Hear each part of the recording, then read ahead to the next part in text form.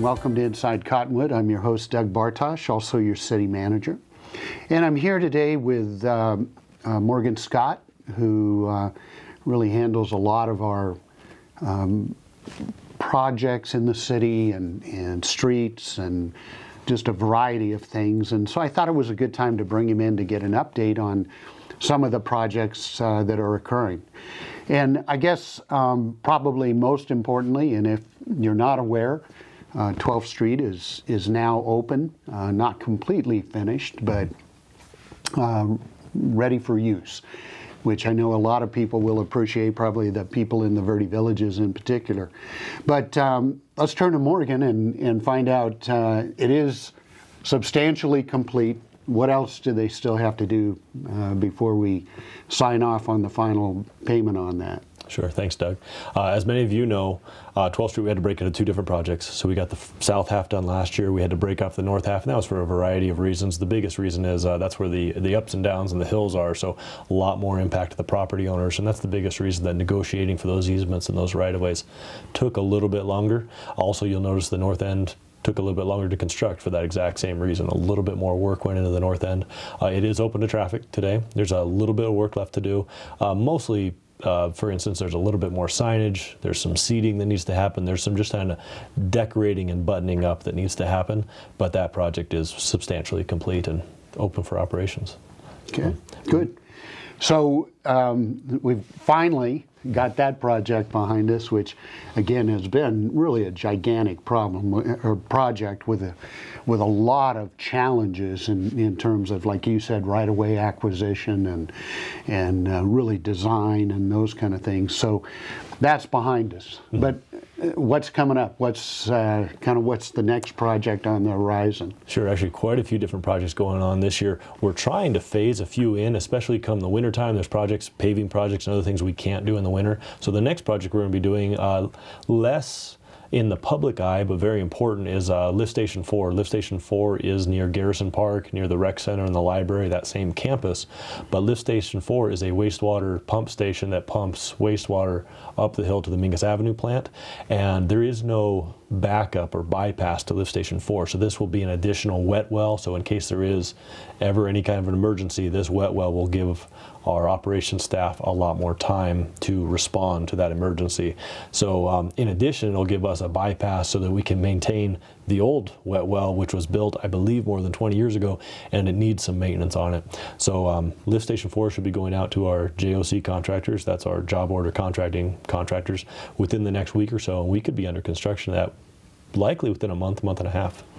And that is a critical point, because probably 90% of the wastewater in the city goes through Lift Station 4, and if we ever did have a failure on that, it could be catastrophic. Yes. And so making sure that we have a good backup system, that that's well maintained, is absolutely critical.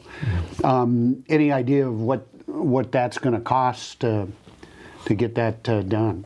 The last time we went out for bids on this project, bids came in, and they're actually quotes because they're from our JOCs. The quotes came in at close to $300,000. We were able to work with the JOCs and work with our engineer to bring that down. We're hoping somewhere between $200,000 and $250,000 this time to get that project done. And you keep using the abbreviation JOC. You might want to explain what a JOC is. Thank you. There's many different ways to procure a contractor through the public policies and public laws. For instance, the most common way is basically a design bid, and that's where you get an architect or an engineer to come in, give you a set of plans, you take that set of plans, you advertise it in a newspaper, and you solicit bids, low bids from contractors. That's probably the most common way. That's called a design bid contract. There's other ways in which there's a construction management at risk, in which you basically bring on a contractor and a designer all at the same time, and you select them based on qualifications, not based on low bid. And that way they can work with the city more as a team to not only get the best product, but also work economically. And there's a few different processes. And different processes work well for different projects. For instance, 12th Street, that was a design bid. We got a low bid for that project, and it worked well for that project. If you're building something like a recreation center, you don't necessarily want to go a low bid, or a wastewater treatment plant. Right. That's something you want more qualification process. Then there's a combination of the two where we select contractors based on qualifications. The state law allows us to do that. It refers to that as a job order contracting. So job order contracting, we can select contractors based on qualifications. Per the state law, you can then rotate. One contractor gets one job, the next contractor gets another job. We've actually worked with our legal team and our procurement office to do a combination of the two. We selected 3 contractors based on qualifications, but they still actually provide quotes and bid against each other in order to keep them all honest and keep their prices low. So we've done a hybrid, if you will, in our job order contracting process. And it's really much quicker too, because we can put it out to three of our job order contractors, and they get us bids back in usually a week or two, and we can get the project moving. And you know, that's an important point too, because we routinely get the question of, you know, the city spends millions of dollars on these projects, why don't you just give them to local contractors? Well, there's very detailed state laws that govern how we, you know, give contracts or projects out, and we've got to bid them out. It's got to be based on qualification or low price, or usually both, and so it's really a competitive process, and it's kind of the cheapest and most qualified contractor gets the job. And again, that's based on the state's desire, government's desire to make sure that the taxpayer is getting the best, you know, bang for their buck in terms of these projects. So lift station 4, and when do you anticipate that that'll finish up? That could be about a 90-day project. That's one of the things, again, back to the JOCs, the job order contractors, it's good to have them on board, because they can say, because this is a complicated project, you're working next to force mains that, as you said, pump 90% of the wastewater in the city through them. You want to be careful when you're working next to those force mains. So they'll work with us on, okay, before they give a bid, how much time do we need? Right now we're thinking about 90 days. So if it goes out to bid, if we get bids back a month to a month and a half, 90 days after that, that project could be complete. Okay. And then after the lift station, what's the next project at? Working on a few different things right now. The most popular project, I think, from the council's eyes, at least from what I've seen, is the HVAC for the Civic Center. If you've ever used the Civic Center, especially in the monsoon season, the late summer, it gets a little warm in there. So we do have the money on board this year to update all the HVAC units. It'll also remove the swamp coolers from the windows, which I know the Historic Preservation Commission's a little excited to get those out of there, because it's a beautiful building, and it'd be great to get those out of there. So that's the next one on the list. Yeah, the Civic Center is for you who may not know, is the big rock building down at the beginning of Old Town, south end of Old Town, and it's, you know, it really does represent a great piece of history, and it's probably a building that hasn't been neglected, but we need to do a large investment, and one of the things that council looked at was the air conditioning system. We had swamp coolers in there now, which certainly isn't a good way to cool, plus it's also, it creates other problems with the wood flooring in there and drapes and all kinds of things. So we're going to put about $160,000 into redoing the HVAC system, and then behind that we hope to get a community development block grant, which is a federal grant, to go in and do some more renovation, the flooring, the walls, everything, to try and bring that building up to current day standards, yet still try and restore as much of its historical significance as possible. So we'll probably actually have two phases of this. The first part is the HVAC, and then hopefully shortly after that we'll be able to take the money from the block grant, which I think will end up being about $250,000, and invest some more money in getting that building up to the quality that it should be.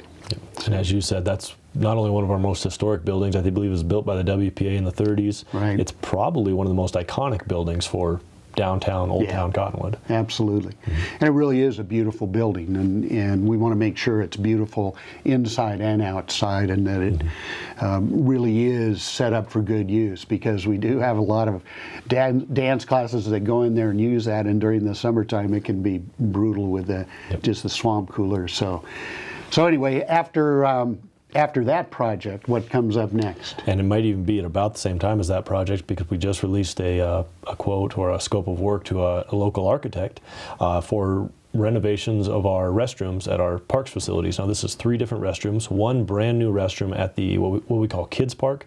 Now, Kids Park is the park on 12th Street near the fairgrounds, which is actually a city park right next to the fairgrounds, which today does not have any facilities. I believe it has a porta-john on it. Yeah, a couple porta-johns. So. Yep, this would actually give it a full-fledged restroom, which will be not only useful for every weekend event and everything else, but we have several events down at the Kids Park that this will be a great facility to have there. At the same time, probably the same contract will be renovating and or rebuilding the Garrison Park restroom. We'll work with our architect to see how we can save money there, if we can renovate the building or if we should just completely reconstruct. And at the same time, we may be even renovating some restrooms at the Riverfront Park facility, which, if you've seen those, some of those are in need of restoration. Yeah, I think particularly the adult softball restrooms are in need of renovation, and I think in terms of Garrison Park too, it's going to be important for us to work very closely with the military park, the Veterans Military Park, to make sure that we're in the right location, and that we make that work as well. And again, I want to say we've put aside, I think, $600,000 for the renovation or construction of these 3 restroom facilities. So that's great. And again, the challenge is you got to make these vandal proof and all kinds of things, because unfortunately we have people who don't appreciate the fine facilities we have in the city, and they go and destroy them. And so we've got to make them as just durable and vandalism proof as possible. And that's why, I apologize. Go ahead. And that's why I know $600,000 may sound a tad high for 3 restrooms, 3 separate buildings, but you're correct. These will be what they call institutional grade facilities, stainless steel, very similar facilities to what you might see in a prison, much more vandal proof. So it will be a nice facility that you'll see by the time we're done. Let's go ahead and take our first break and come back and join us, and we'll share, give you some ideas on some other projects that are coming up.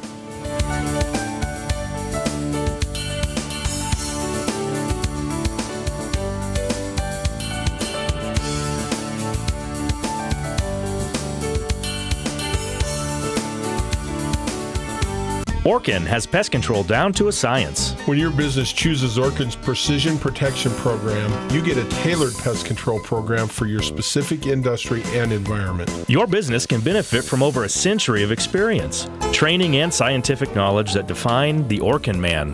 Maximum protection, minimum exposure, backed by one of the industry's most comprehensive guarantees. Choose your locally owned and operated Northern Arizona Orkin and get more than an exterminator. Get an expert. Millions of people are affected by disaster in America. And we're right there, providing food.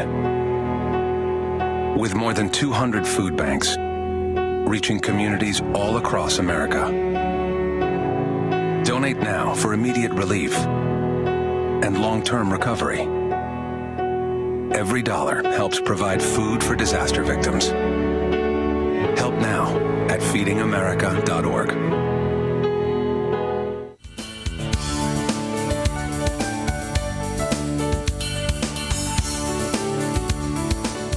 Welcome back to Inside Cottonwood. I'm your host, Doug Bartosh, and we're here today with Morgan Scott, who is our Manager of Development Services, talking about the variety of projects that are going on in the city, or projects that are planned for the future, both near future and long distance future. Mm-hmm. So we talked about 12th Street, we talked about the lift station off of Mingus for the wastewater system. We talked about the Civic Center, and the renovation and building of restrooms at 3 of our parks. What what's next? Well, a few other projects going on. Doug, you'll recollect that we've built several parking lots throughout city facilities all over the city. We're actually going to try to go in and maintain those so they can last a while. I know several of our public parking lots get neglected for a while and they start to fall apart. You know, we'd like to go ahead and maintain so we can increase the useful life of those parking lots. So we're working with a few different contractors right now to give us a seal or a maintenance treatment for different parking lots that are at different stages. So that's one of the other projects that we'll probably be working on the design throughout the winter, and come next spring or summer when temperatures warm up again, we'll be getting ready to seal those parking lots. Because that is certainly dictated by the temperatures when you can work on the streets and parking lots to lay down new asphalt or slurry or whatever. But yeah, the city's invested a lot of money in parking lots and the Old Town area and rec center and several different facilities around the city. So we absolutely want to make sure that we maintain them so we can extend the life on them as much as possible. Do you recall how much money we set aside for that? I think it was close to $500,000 this year. Okay. And this was the money that we would normally use to seal some of our city streets. Well, we've been building new city streets, so we took the money this year and said, why don't we use that pavement preservation money and put it into preserving our pavement at our parking lots, and then we'll roll right back into preserving our streets. And we always have several streets, mostly collector streets, some residential streets that we try and get done, but it's really a challenge based on the available budget. Yes. to keep up on the streets. What else? Well, a few other things going on. Another one that will be in the public eye that I know we get a few requests for is the Cottonwood Street Sidewalk Project. And That's actually, right. The city got a grant through our transit department. Our transit department went out and found a grant, I believe through the federal government, but also through Arizona Department of Transportation, or ADOT. And there's about $160,000, $170,000 to build sidewalk on both sides of the street in front of the Safeway complex. So that's on Cottonwood Street. There's 2 bus shelters there. So this will not only be sidewalks on both sides of the street, there'll be a crosswalk to connect the two. You'll probably be able to see in this area today, the weeds are pretty well beaten down because so many people walk in that area. So now they'll actually have a sidewalk to do that. A couple interesting aspects of that project, even though we were able to design it in-house, because it's federal money, we have to go through a federal process in order to acquire any easements or right-of-way, even temporary easements, temporary construction easements. So that's the process we're in right now, is obtaining all of those easements. And one of the unfortunate local property owners generally tend to be great to work with as far as getting those easements, because they're excited to get that sidewalk in front of their property. However, one of the properties is owned by a very large publicly traded company. That tends to be a long, lengthy process when you're dealing with a federal process and a publicly traded company. So we're beginning that process right now. And these are always challenges. So you anticipate probably getting that started sometime after the first of the year? Or? Yeah, I would think next spring we'll be Okay. ready to get that project started. Now, is that a process that we can put out to our job order contractors, or do we have to take that out to bid based on federal requirements? We'll probably take that out to bid based on federal requirements, because federal requirements don't allow that job order contracting process that state law and local law does allow.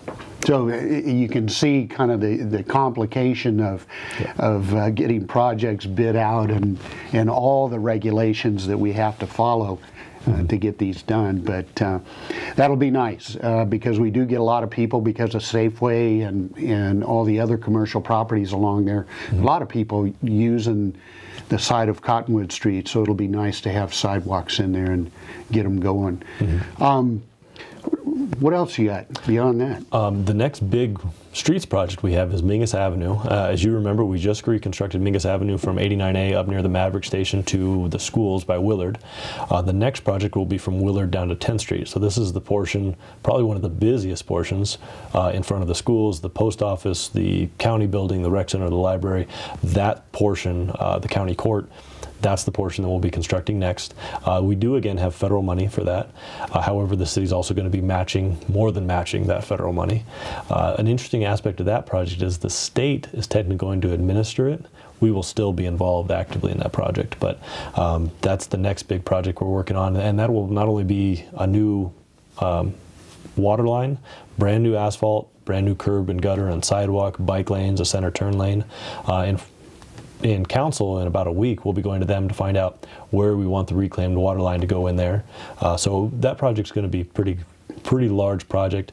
Should start construction sometime in the fourth quarter of this year. So that would be late spring, early summer of next year. Okay, and that's from Willard to 10th. That's correct. And then the next phase of that is from 10th to Main Street. Yeah. And I know a lot of people are confused. Why are we breaking those two projects up? Why don't we just go build it all at once, which I agree would make sense.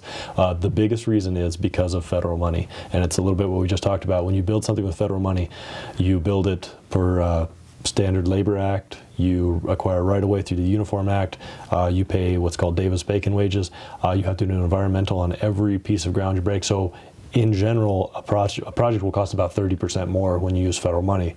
So we tried to do was squeeze the project as small as possible to get the most out of that federal money, and then we'll go back with local money to build 10th to Main. This year we do have the design funds, so we should be starting the design process of 10th to Main sometime within the next couple months. So eventually, though, we'll have a new street essentially from, and even Mingus east of Main Street is in pretty good shape. That was just resurfaced. So all the way from 89A on the east side of the city all the way up to 89A on the west side of the city, all of that will be new street. And certainly if anybody's traveled Mingus Avenue east of Willard, it needs some work. Yes, it's definitely not in good shape. And the recent private development has actually improved Mingus Avenue west of 89A going out to the city limits. That's right, yeah. And you'll remember that it was about 10 years ago now, maybe a little bit more, that the Mingus extension, or the Mingus bypass was put in, and that made Mingus Avenue now parallel 260. So you can now take Mingus Avenue all the way out to I-17, which has substantially increased the traffic on Mingus, which is one of the reasons that it's in the poor condition that it's in. Well, and it seems like based on the patterns, I mean, obviously we have two schools on Mingus, and so the parents are using it a lot, the teachers, and probably more importantly, our biggest employer in the city, the medical center. We get tons of people going to work there, and obviously coming up to use that. So Mingus really gets used quite a bit. Yep. So it'll be good to see that project. Complete, and you're right, a complete road from one end of town to the other, relatively new road. And really sidewalks on both sides, bike lanes, from about, I guess, the ditch, or 18th Street, all the way north or west on Mingus then. So that's great. It'll be a tough project, and we're committed to working with our businesses along there in particular, because we know how tough that is on them when we do these kind of construction projects. But we'll be working with them, we'll be working with the school and the parents to try and make that as convenient as possible during that construction period. So, but it'll be tough. Yeah. So, the one project that I know you're a little bit involved in that'll be kicking off hopefully in the next couple of months is the Riverfront Reclamation Plant. And so, there's a lot of stuff going on in the city, and in terms of construction and trying to upgrade not only our roadway systems, but certainly other infrastructure centers such as sewer and water lines, and we're continually replacing water lines and sewer lines and all kinds of stuff. So anything beyond, what else do we got on the books? A few other things are going on right now. We actually have a $400,000 grant from the Yavapai County Flood Control District to do a citywide drainage study. And a lot of people say, well, what do we need a drainage study for? A drainage study is not only going to help us whenever private development comes in to say, hey, you've got to watch out for this, or you've got to correct existing problems, or you've got to deal with this flow that's on your property. It'll help them. It'll also help your everyday citizen to say, hey, I've got a wash flowing through my yard. I want to, whatever, do a little grading project. The fact that that drainage study's already been done does the first half of all the engineering work. If we know what flows are already going through that wash, now they only need to do the second half to say, okay, what size does my channel need to be by the time I'm done? So this will be a really useful study. We actually had a study previously done, but that was in 1984. So it's about time to update it. Yes, we're still operating off of a study from 1984, so it'll be great to update that study.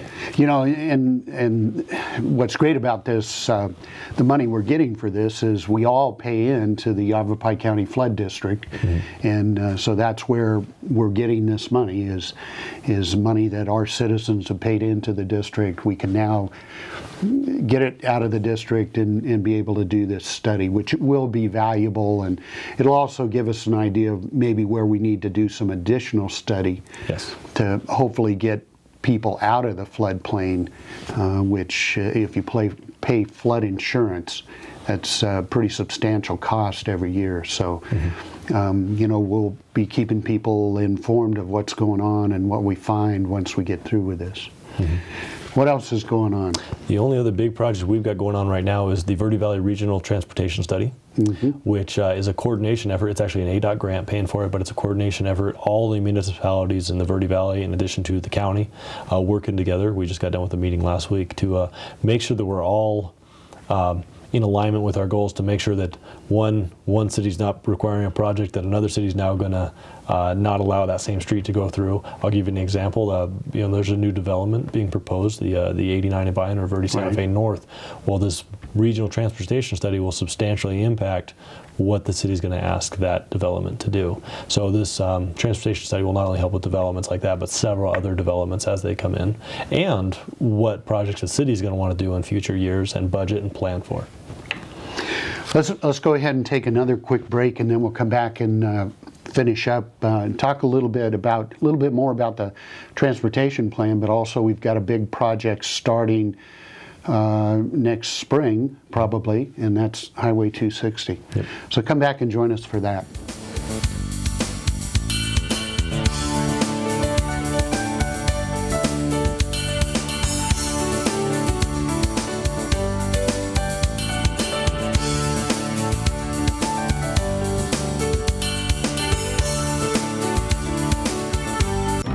If you store your guns properly, I'll feel safer when I'm playing outside. Safer when walking home. I won't have to tell so many family members. I'm sorry. I won't hear as many scary stories. And I won't have to tell my kids. This isn't a drill. Please. please, Do it for us.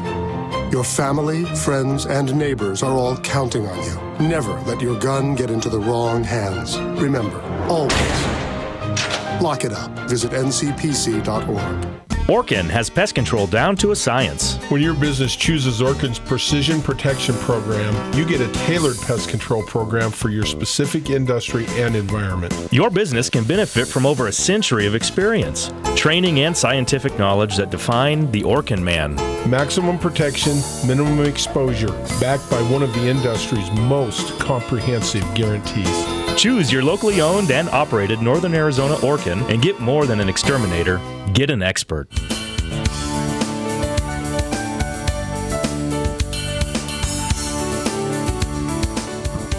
Welcome back to Inside Cottonwood. I'm your host, Doug Bartosh, and we're here with Morgan Scott talking about city projects. And we've just got a few minutes, but Morgan mentioned the Verde Valley Regional Transportation Plan, which we've been involved in, and I know they're doing some public meetings on this now, and I think we have one coming up here pretty soon. That's correct. November 19th at the Recreation Center from 5 to 7 p.m. and it'll be a kind of a open forum roundtable discussion, so anybody can come at any point 5 to 7. There will also be other meetings. If you can't make it to that one, there will be a meeting, I believe, on the 18th and on the 17th in Camp Verde and Sedona. So they're trying to reach out to all corners of the Verde Valley. And again, this is a plan that gives all the region, the county, and all the different cities and towns kind of a template for making sure everything connects, where the biggest challenges are in terms of transportation. So if you have an idea, have some input, make sure your voice is heard. Another big project starting this spring. It's not a city project, but it certainly impacts our citizens and hopefully in a beneficial way once they get through with it, and that's the upgrades to Highway 260 between Cottonwood and I-17 or Camp Verde. Tell us what you know so far. Sure, and I think most people would agree this is probably one of the most needed projects in the Verde Valley. In fact, it's been needed for over 10 years. 10 years ago, ADOT and the local government acknowledged that this is probably something we need to move forward with. Everybody kind of wanted to see a divided highway between I-17 and Cottonwood, very similar to what you see between Cottonwood and Sedona. And that's what we're going to end up getting, is a divided highway, 2 lanes, both directions. They are looking at what they call access management, meaning unlike today where if you own property on a state highway, you can basically put a driveway wherever you want. They're actually going to not allow that. And there's some pros and cons that go with that. By not allowing that, they still have to get those private property owners legal access. But it very much benefits the traveling public, in which you can now have a 65-mile-an-hour roadway as opposed to, I believe it's 55 today, much safer, much more efficient to move vehicles. So they're looking at access management, so they're defining where intersections are going to be allowed along there. They are going to build about 7 roundabouts with that project, which I know a lot of people say, why on earth are we building 7 roundabouts? Is that necessary? You should know the original design actually proposed 15 intersections. And Cottonwood originally proposed 3. So Cottonwood, Clarkdale, Yavapai County, Cottonwood and Camp Verde and Yavapai County all got together and said, okay, how can we make this work? What's the minimum number of intersections we need in order to keep everybody at their access? And they came up with 7, and 7 was kind of fairly evenly spaced between Cottonwood and I-17. So, and that was kind of what brought it to a stop 10 years ago was that local jurisdictions couldn't agree on it, and which to everybody's detriment, I think, it got delayed. But the reality is Cottonwood prefers a thoroughfare that gets us to I-17 as quickly as possible, and the private property owners along there in Camp Verde kind of see that as a future, Main Street commercial area, and so this probably is a good compromise. And certainly you hear, negative comments about roundabouts, but the reality is they are safer. They're more efficient than signals, and we've got to have these access points. So it's probably the best we can do. But it looks like probably late spring, I think, 2016, they'll get underway and start breaking ground and get that done. And I don't know what the construction period is on that, but I'm not sure either. I'm sure that's a several-year-long project. Yeah, and it's, I think, as I recall, $65 million project. So, and we were really fortunate to get the funding for that. So, I think it'll really improve, most importantly, the safety along that corridor. So.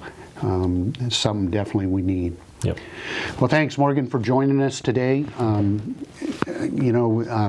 Stay in touch with us. We'll try and do these updates every now and then, and we'll do them right here on Inside Cottonwood. So come back and join us again. See you next time.